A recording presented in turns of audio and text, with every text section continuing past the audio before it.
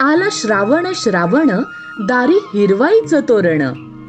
व्रतवैकल्याचा हा श्रावण गोकुळच्या श्रीखंड आणि बासुंदीने आणखी मधुर करूया। शिवसेना पक्षप्रमुख उद्धव ठाकरे, युवासेना प्रमुख आदित्य ठाकरे व वरिष्ठांच्या आदेशानुसार शिवसेना जिल्हाप्रमुख सुनील शिंदे यांच्या अध्यक्षतेखाली आज वर्ध्या महिला व लहान मुलीवर होणाऱ्या बलात्कार विरोधात महिला सुरक्षिततेकरिता कुचकामी आणि झोपी गेलेल्या शिंदे आणि फडणवीस सरकारला जाग आणण्यासाठी आंदोलन करण्यात आले। यावेळी जोरदार घोषणाबाजी करण्यात आली व बदलापूर येथे झालेल्या घटनेचा निषेध करण्यात आला। यावेळी प्रमुख उपस्थिती शांताबाई जाधव, विक्रम मुतफेकर, गणेश बागडी, किरण नागुर्डेकर, यल्लाप्पा मुतफेकर, डॉक्टर रोहित सूर्यवंशी, नितीन सुतार तसेच कार्यकर्ते हजर होते। अमानुषपणे अत्याचार तिथल्या शिक्षकांकडून झाला, तिथल्या स्वयंसेवकांकडून झाला। त्याचबरोबर कालच सोशल मीडिया आणि याच्या माध्यमातून कळालं असाच कोलवा येथे, मुंबई कोलवा येथे असाच प्रकार मुलींवरती झाला। आणि आजच TV वरती ज्या बातम्या येत होत्या त्याच्यामधून समजलं की जालना येथे एका शाळेमध्ये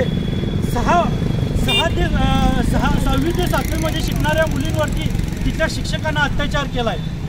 आणि या सगळ्या घटना बघायला गेल्या तर या महाराष्ट्राला, या देशाला एक ताळीमा बसणाऱ्या घटना आहेत। या देशातलं, या महाराष्ट्रातलं सरकार काय करतंय हा आज एक या देशातल्या नागरिकांच्या समोर गहन प्रश्न निर्माण झालेला आहे। महिलांवरती वाढते अत्याचार, महिलांवरती जे शोषण चालू आहे याला कुठंच पावबंदी नाही आहे।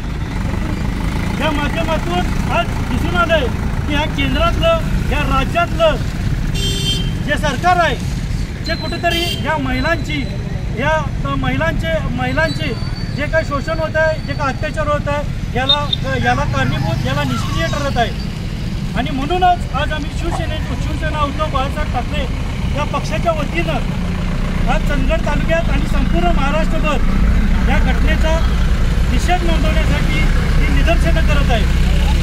तसं बघायला गेलं तर केंद्रातलं आणि राज्यातले जे काही शासन सरकार चालवत आहे त्यातले जे काही खासदार आहेत, जे काही आमदार आहेत ते आधीच भ्रष्ट आहेत। आणि भ्रष्टाचाराबरोबरच यातल्या कित्येक आमदार आणि खासदारांवरती या बलात्काराचे गुन्हे नोंद आहेत। आणि असल्या सरकारकडून या माता भगिनींनी काय न्याय करायचा, म्हणूनच काल बदलापूरमध्ये जनसमुदायानं, जनतेनं मोठं आंदोलन केलं।